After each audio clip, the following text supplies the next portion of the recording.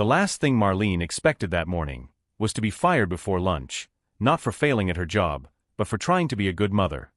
The kitchen clock read 5:45 a.m. when Marlene wrapped the lunchbox in a checkered napkin and placed it inside her worn tote bag.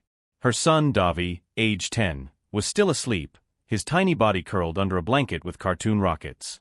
Marlene worked as a cleaning assistant at one of the most prestigious corporate buildings in the city. For years, her job had never allowed for mistakes. But that day, something felt different. The babysitter canceled at the last minute, and the neighbors who usually helped were already overwhelmed. Marlene looked at her son and made a decision that millions of women make in silence every day. "You're coming with me today." At 6:30 a.m., dressed in a hoodie and jeans, Davi walked into the glass building holding his mother's hand tightly. She asked him to stay quiet in the employee lounge and promised it would only be a few hours. He nodded, understanding more than a child his age should. What neither of them knew was that this day, which began like an emergency, would become the day that changed everything. At 9:12 a.m., Marlene was wiping down a glass railing on the 14th floor when her name echoed sharply through the hallway. "Marlene, can I have a word?" It was Karina, the HR manager.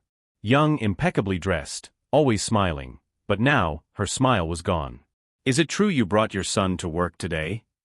Marlene straightened up, cloth still in hand. "Yes. I didn't have anyone to stay with him." Karina looked behind her. 2 other employees were watching from a distance. "You know that's against protocol. This is a workplace, not a daycare." Marlene nodded, heart pounding. "I know. I'm sorry. He's just in the lounge. He's not bothering anyone." But the word sorry didn't land where it should have. That same afternoon, an official warning was filed. By 4:30 p.m., Marlene was dismissed. The company claimed it was a breach of internal safety rules. No room for context. No space for compassion. Marlene collected her things with shaking hands and led Davi out the same glass doors she had entered with pride that morning. Only now, with shame pressing down on her like a second skin. Back home, Marlene tried to hide the truth from Davi. Said she was on leave. That everything was fine. But Davi wasn't a child who accepted easy answers. He had eyes sharp like his mother's, the kind that learned early to read between silences. Late that night, while pretending to play with his tablet, he overheard a call. "I'll pay the rent, Marta. I just need 1 more week." It wasn't the first time he had seen his mother cry, but it was the first time she didn't even try to hide it. The next morning, without saying a word, Davi disappeared for a few minutes after walking to school. Marlene didn't know that her 10-year-old had walked into the same glass building where she was fired.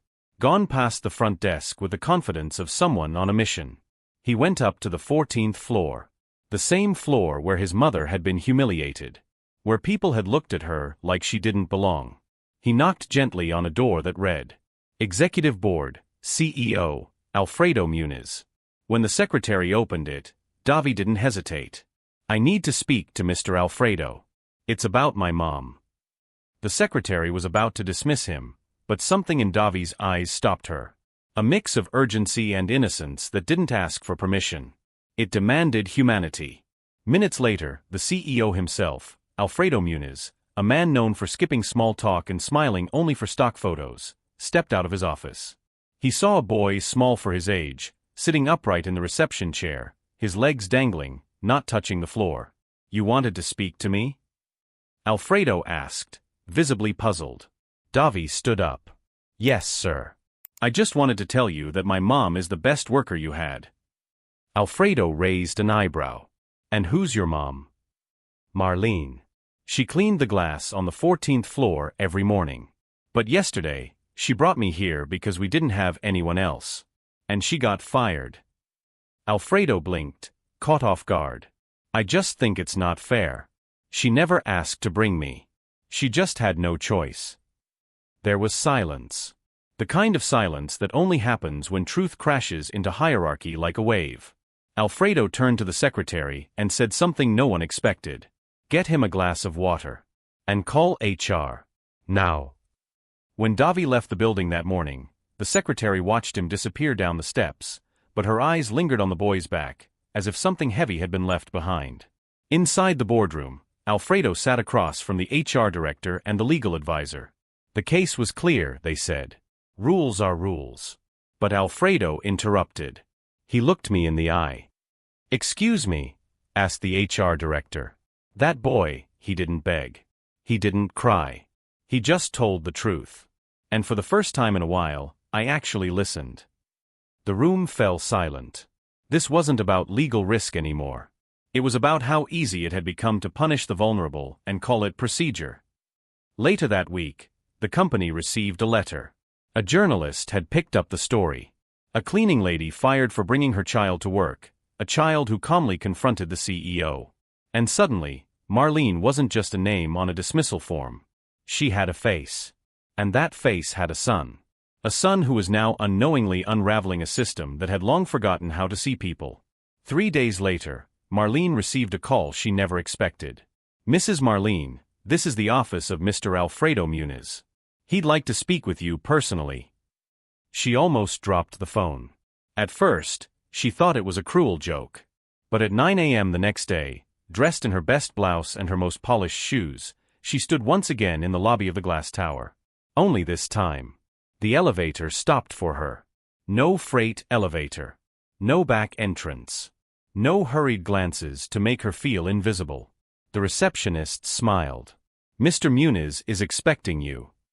Marlene stepped into the executive elevator, the one she used to clean from the outside, now rising with her inside. As the floors ticked upward, so did her heartbeat. She wasn't sure if she was walking into an apology, a reprimand, or another humiliation. But what she found behind that office door wasn't any of those. It was something else entirely. Marlene stepped into the office and was surprised to see no papers on the desk, no screens glowing, just Alfredo Muniz, standing by the window with his sleeves rolled up and an unfamiliar look in his eyes. "Thank you for coming, Mrs. Marlene," he said. She nodded cautiously. "I didn't know what this meeting was for." He gestured to the chair across from his.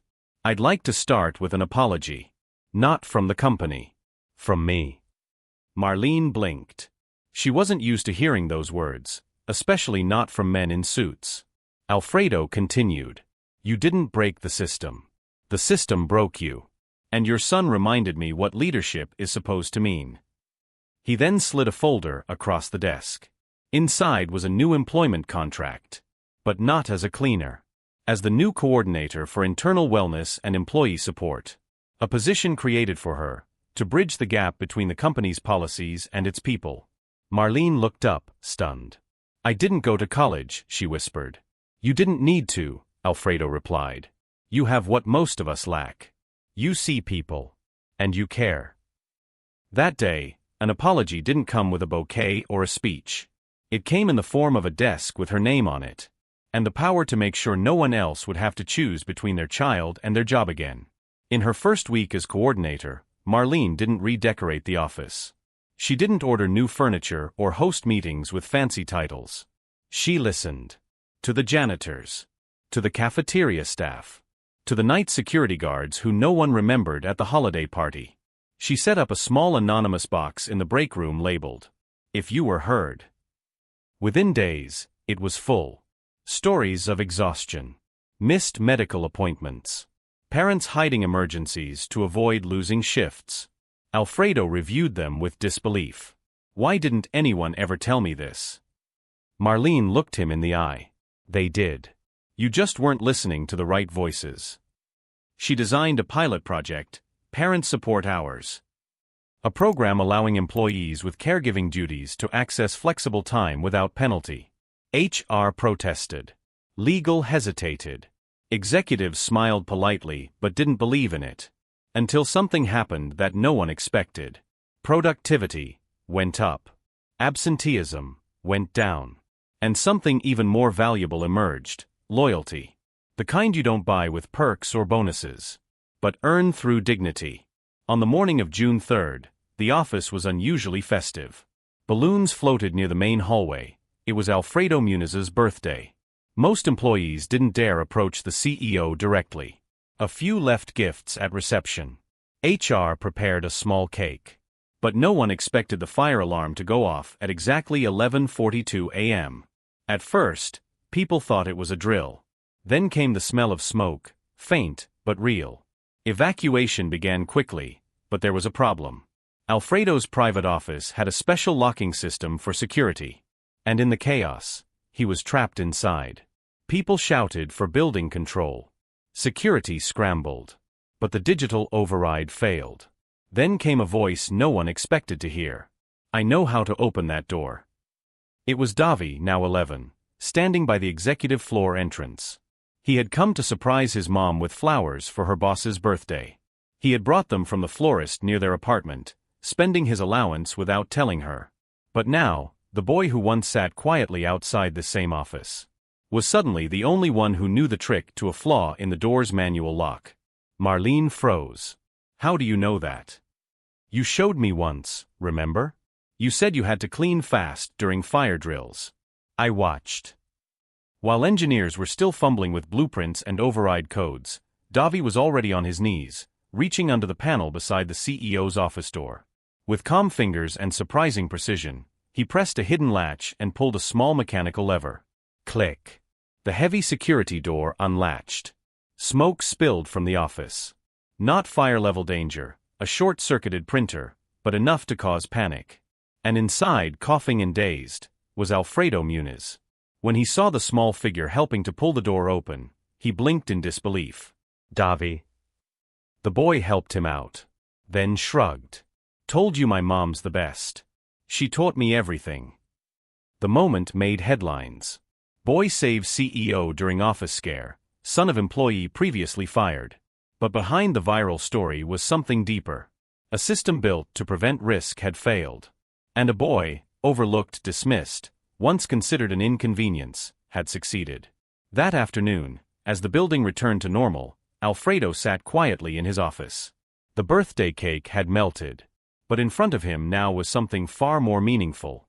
A note written in a child's handwriting. "Happy birthday, Mr. Alfredo. Thank you for listening to my mom." 2 weeks later, at the company's quarterly town hall, employees gathered in the atrium, some standing, others sitting with coffees and expectations of the usual corporate jargon. But this time, the stage was different. Alfredo Muniz stepped up without notes. No teleprompter. No PR team polishing his words.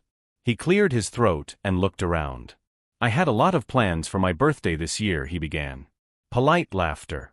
None of them included being rescued by a child. The crowd went quiet. Alfredo continued. "But maybe that's exactly what I needed. To be reminded that leadership isn't about control. It's about listening. And sometimes, it takes a boy and his mother to teach a CEO what his entire board couldn't." He gestured to Marlene, standing near the back, stunned. "This company doesn't just make profits. It makes people's lives work, or not. And that choice begins with how we treat those we think are invisible." There was silence. Then applause, real, rising, emotional. Not for the man on stage, but for the woman in the corner whose quiet courage had started it all. After that town hall, something shifted. Marlene's inbox, once used only for cleaning supply requests and shift schedules, was now full of messages from departments she'd never spoken to before. "Could we consult you before changing the overtime policy? We're reviewing parental leave. Can you share your perspective?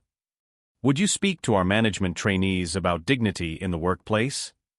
She wasn't promoted. She wasn't made an executive. But her influence rippled through the company like fresh paint on a forgotten wall. Break rooms were renovated to include small play corners for emergency days with kids. A fund was created for unexpected caregiving expenses. And perhaps most significantly, a clause was added to every employee contract. No disciplinary action may be taken against caregivers without review by the Human Empathy Committee. A committee founded by Marlene, and chaired by 3 employees from different departments, none of whom wore ties. Alfredo didn't micromanage the committee. He didn't try to brand it. He did something better, he trusted it. What started with a mop and a missed babysitter was now policy. And for the first time, those policies didn't just protect the company. They protected people. One quiet afternoon, long after most employees had left for the day, Marlene brought Davi to her new office. She had promised to show him where the magic happens. Even though the room was modest, just a desk, a second-hand bookshelf, and a few drawings from children pinned on the wall. Davi looked around, wide-eyed. "So this is where you fix things?" Marlene laughed. "I try." He wandered behind the desk and sat in her chair, spinning slowly. "Do you have to wear suits now?" "Only when I want to look important." He nodded, then grew quiet. His hands folded in his lap, legs dangling from the edge of the chair. "Do people listen to you now?" Marlene paused. "More than before. Even the ones who didn't believe you." She looked at him. This child who had seen the worst of dismissals, the fear of abandonment, the long nights of silence. "Yes," she said softly. "Even them." He smiled. "Then you won." No audience. No headlines. Just a boy in his mother's chair, and the unspoken understanding that sometimes, winning means staying. Fighting. Changing what was never supposed to change. The changes Marlene helped implement didn't come with fanfare. There were no viral hashtags. No flashy campaigns. Just one broken rule rewritten at a time. A new higher orientation that now included stories from janitors and cafeteria workers. An internal newsletter that featured a monthly column titled Seen and Heard, curated by Marlene herself. And a company picnic, the first in years, where kids were explicitly invited. Davi played soccer with the head of accounting.